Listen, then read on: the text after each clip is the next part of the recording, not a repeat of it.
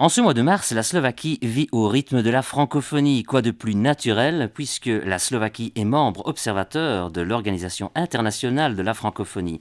Et pour en parler, Radio Slovaquie Internationale a le plaisir d'accueillir son Excellence Monsieur Léonzi, ambassadeur de France en Slovaquie. Bonjour. Bonjour. Alors, pourriez-vous revenir sur le sommet de la francophonie organisé à Madagascar? Quels enseignements tirer de ce sommet? Eh bien, c'est un sommet qui s'est tenu au mois de novembre 2016 à Madagascar et qui s'est tenu d'abord avec une participation extrêmement large, plus de 6500 participants, dont 20 chefs d'État et de gouvernement, beaucoup de ministres, plus de 2500 délégués qui ont pris part à ce rendez-vous et qui souligne la place de Madagascar au sein de la communauté des nations francophones. Plusieurs représentants d'organisations partenaires, comme les Nations Unies, étaient présents. ONU Femmes, l'Union africaine et la Banque africaine de développement ont également pris part. La déclaration d'Antananarivo rappelle le lien indissociable entre une croissance partagée et un développement durable et responsable pour assurer la stabilité du monde et de l'espace francophone. Et le texte souligne aussi l'importance de mettre les valeurs francophones au service d'une mondialisation plus harmonieuse et identifie le développement durable et responsable, ainsi que l'énergie comme tous les sujets, prioritaires pour le développement de la planète. La réunion a mis aussi l'accent sur le rôle des femmes. La secrétaire générale, Michaëlle Jean, et les chefs d'État et de gouvernement se sont réjouis de l'avancée de la stratégie économique pour la francophonie, avec un soutien à la création d'entreprises, des PME notamment, et le soutien à la financement d'entreprises innovantes. Les questions sécuritaires ont été bien sûr abordées et au centre des discussions, avec une volonté très, très ferme des États francophones de mise en commun des effectifs, des moyens pour la protection des populations et des territoires. Et donc il y a une véritable coopération notamment pour faire face aux crises en Afrique et lutter contre le terrorisme et la radicalisation. C'était un sujet très, très discuté et sur lequel il y a beaucoup de coopération entre nos pays. La déclaration finale a apporté sur différentes résolutions, notamment, comme je vous le disais, l'importance de la place des femmes, la promotion de l'égalité femmes-hommes, l'autonomisation des femmes et des jeunes femmes, des jeunes filles, et la question de la lutte contre les mariages forcés ou précoces. D'autres sujets importants ont été abordés, comme la formation professionnelle, la décentralisation, le renforcement des compétences locales ou encore les investissements dans le secteur de la santé. Donc, vous voyez, beaucoup de sujets qui sont liés au développement, à la lutte contre l'instabilité et l'insécurité et aussi au rôle des femmes au sens des acceptions très, très, très larges et dans toutes les dimensions que peut avoir cette question qui est toujours une préoccupation de la francophonie. Autre point important, c'est l'entrée au sein de l'OIF de 4 nouveaux membres, la Corée, la République argentine, les gouvernements de l'Ontario et de la Nouvelle-Calédonie, qui portent ainsi à 84 le nombre d'États et de gouvernements membres. Et je rappelle que la francophonie constitue un ensemble de 900 millions d'habitants. Donc, un sommet riche en enseignements. Alors, on évoque parfois une francophonie politique. Existe-t-elle ?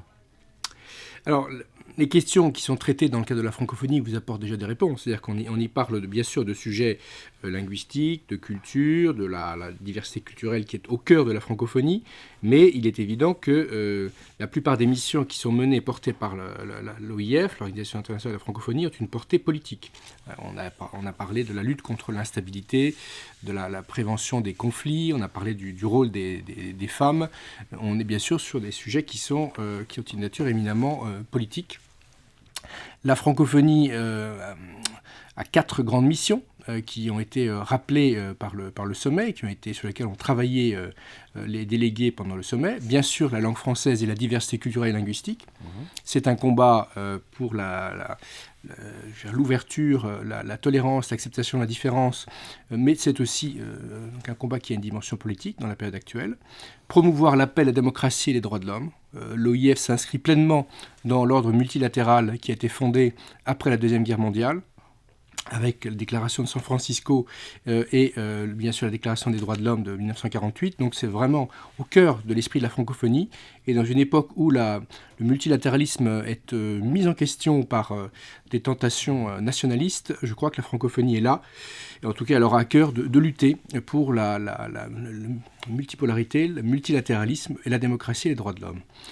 Autre point très important, qui est très politique lui aussi, c'est la priorité qui est donnée à l'éducation, à l'homme, à l'humain, dans toutes ses dimensions, c'est-à-dire éducation, formation, enseignement supérieur et recherche, qui sont des besoins toujours très importants dans les pays comme les pays d'Afrique ou les pays du Pacifique, et la coopération au service du développement durable, et la santé, et la coopération décentralisée, la lutte contre la corruption sont des sujets extrêmement importants de ce point de vue-là. Donc beaucoup de sujets qui sont très politiques, mais qu'on essaie d'aborder de façon, je dirais, apaisée, en essayant d'aller au fond des choses, sur des problématiques structurantes, et non pas dans des polémiques, etc. Donc c'est vraiment un peu la contribution de la francophonie, c'est de rapprocher sur le fond, sur le fond les pays membres de l'organisation sur des questions extrêmement importantes que j'ai signalées.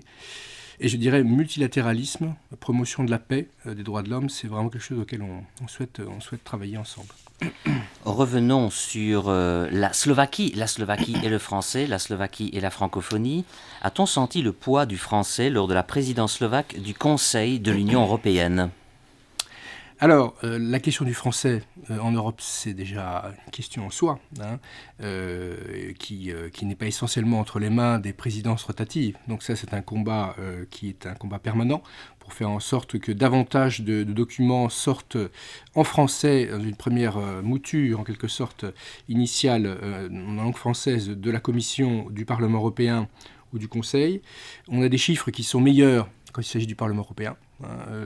Ils ont beaucoup baissé ces dernières années quant à la production de la Commission, mais c'est un travail constant de pousser à le rétablissement d'un plus grand usage du français aux institutions dans les institutions de Bruxelles. La présidence slovaque a fait un travail utile. Elle a mis en place un site francophone d'emblée, qui a été extrêmement bien alimenté, qui était tout à fait actualisé et un des plus complets des sites dans les différentes langues qui étaient proposés. Ça a été rendu possible par la présence d'un diplomate français qui était en renfort de l'équipe de la présidence slovaque, qui a fait un excellent travail. La francophonie de nombreux diplomates slovaques, notamment en charge des questions européennes, qui a été rendue possible aussi par des cours qui sont proposés depuis un certain nombre d'années avec l'aide de l'Organisation internationale de la francophonie et l'Institut français. Des cours ont été proposés pour mettre à niveau, renforcer les compétences linguistiques en français de tous les diplomates slovaques qui seraient particulièrement en charge des affaires européennes.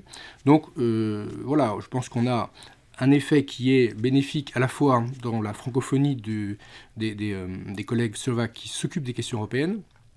On a eu une bonne présence du français dans les documents et la communication qui a été faite par la présidence slovaque. Et puis on a beaucoup de collègues slovaques qui parlent bien le français. Dans les groupes, on n'a pas encore un bilan complet de la façon dont ça s'est passé, des productions écrites en français dans les différentes instances européennes pour le deuxième semestre de l'année passée. Mais bon, je pense que les Slovaques nous ont aidés. Cela dit, il y a un travail de fond à poursuivre pour rétablir, renforcer la francophonie au sein de l'Union européenne, je dirais à l'écrit. Parce qu'à l'oral, la réalité, c'est que tous les bons spécialistes des questions européennes à Bruxelles parlent le français. C'est très clair. Enfin, les personnes qui s'intéressent vraiment, qui travaillent au fond depuis des années sur les affaires européennes, et je suis bien placé pour le savoir, parlent tous le français, puisque les trois grandes capitales de l'Union sont trois capitales francophones. C'est un élément aussi de contexte culturel qui pèse beaucoup. Strasbourg, Bruxelles, bien sûr, ou Luxembourg sont trois villes francophones. Vous avez d'ailleurs évoqué la coopération en matière de formation au français des fonctionnaires slovaques. Donc, elle en fait se déroule depuis quelques années déjà, et donc vous confirmez ici à l'antenne qu'elle se poursuivra dans l'avenir, qu'elle a un bon avenir devant elle. Oui, absolument. Ça marche très bien. C'est un bon succès. Nos amis slovaques, ils voient tout le bénéfice. Ils progressent vite. Je crois que la qualité des cours a été encore renforcée. Et c'est une bonne coopération entre l'ambassade, l'Institut et et l'Organisation internationale de la francophonie, et bien sûr le ministère, les ministères slovaques qui sont très intéressés par cette démarche. Donc c'est vraiment quelque chose qu'on souhaite absolument poursuivre. D'ailleurs, revenons justement à l'Organisation internationale de la francophonie. Vous avez évoqué cette coopération. Il y a aussi donc l'organisation du Grand Tour de la francophonie en 2017, donc où on a en fait donc des activités qui sont organisées donc dans les pays francophones avec l'aide de l'Alliance française, avec l'aide des autorités locales, etc. Je n'ai pas trouvé donc officiellement repris dans le Grand Tour de la francophonie 2017 la Slovaquie. Est-ce qu'il y a une raison à cela ?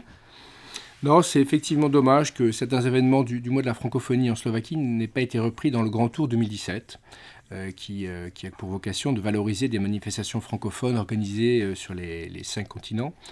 Nous ferons en sorte que ce soit le cas en 2018. Il nous faudra alors choisir quel événement mettre plus en avant que les autres, ce qui ne sera pas facile parce qu'il y a beaucoup de choses qui se passent au titre de la francophonie dans ce beau pays.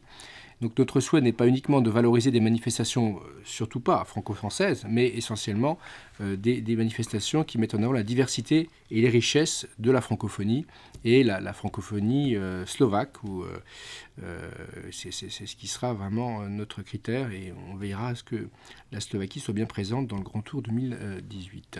Parfait, affaire à suivre donc. Et dernière question, on va passer à l'université. Donc l'université de Nitra fait désormais partie de l'AUF. Peut-on dire qu'il y a un renforcement de la francophonie en Slovaquie ?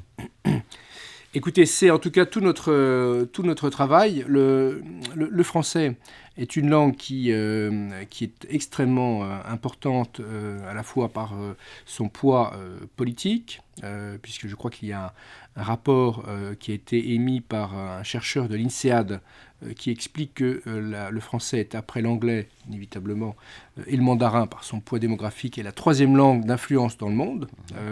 Donc c'est la troisième langue mondiale en termes de poids. C'est extrêmement important. Donc politiquement, ça pèse très lourd, notamment dans les systèmes multilatéraux et internationaux.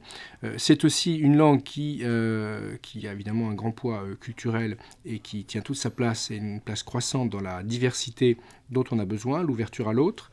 Et donc dans le champ culturel, c'est évident. Et c'est aussi une langue très importante professionnellement. C'est quelque chose qu'on a tendance parfois à oublier, mais il y a des rapports récents qui ont été présentés en Slovaquie, qui montrent que la langue la plus utile pour trouver un emploi en Slovaquie, après l'allemand, c'est le français, et avant l'anglais. Parce que, compte tenu de l'importance des investissements français ou de l'intérêt qu'ont des investisseurs internationaux ici pour le français, ou l'importance du français sur le marché européen, c'est vraiment un atout dans un CV. Donc le français, je dirais en Slovaquie, a le vent en poupe, il progresse, il y a un intérêt croissant, non seulement dans les écoles où sa promotion fonctionne bien, mais aussi sur le marché du travail pour cette langue. L'université de Nitra est la 4e université slovaque à faire partie de l'AUF, après Comenius, Matěj Bell de Banská Bystrica et l'université d'économie de Bratislava. C'est évidemment une très bonne nouvelle pour la francophonie et pour notre coopération bilatérale. Plusieurs établissements d'excellence ont aussi misé sur la francophonie. Je pense aux 4 sections bilingues des lycées de Bratislava, de Banská Bystrica, de Košice et de Trenčín. Le lycée de Nitra, auquel je me suis rendu très, très récemment, fin d'année dernière, et qui a reçu le label Qualité France Éducation, mais aussi l'école, bien sûr, française internationale de Bratislava, qui est un établissement franco-slovaque. Notre ministre des Affaires étrangères, M.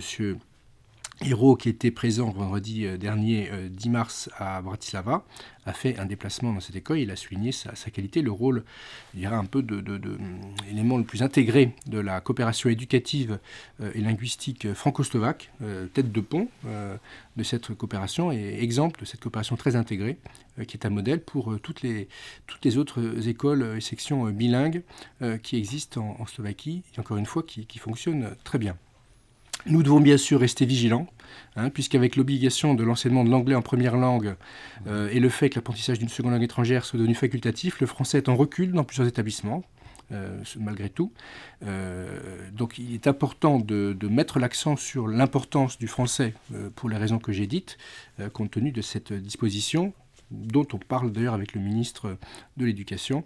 C'est un sujet pour nous important de promouvoir la connaissance d'une langue, une langue étrangère autre que l'anglais.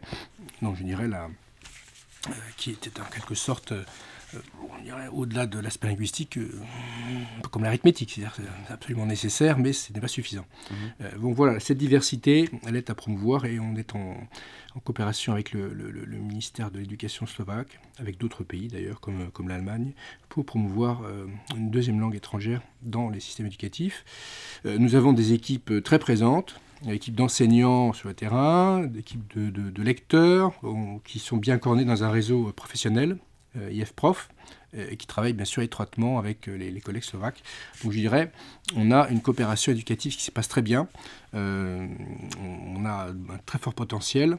Il faudrait lever un certain nombre d'obstacles plus réglementaires pour donner tout le potentiel encore possible et permettre une croissance encore plus importante du français dans ce pays.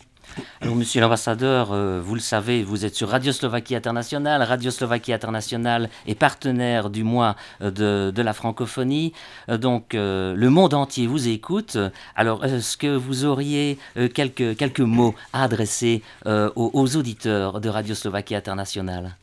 Écoutez, je suis en Slovaquie depuis à peu près 6 mois et je ne peux que transmettre toutes mes amitiés, mes félicitations à ce beau pays pour la qualité de l'accueil, pour la beauté de ses paysages et de son patrimoine et la qualité aussi des relations humaines entre les personnes.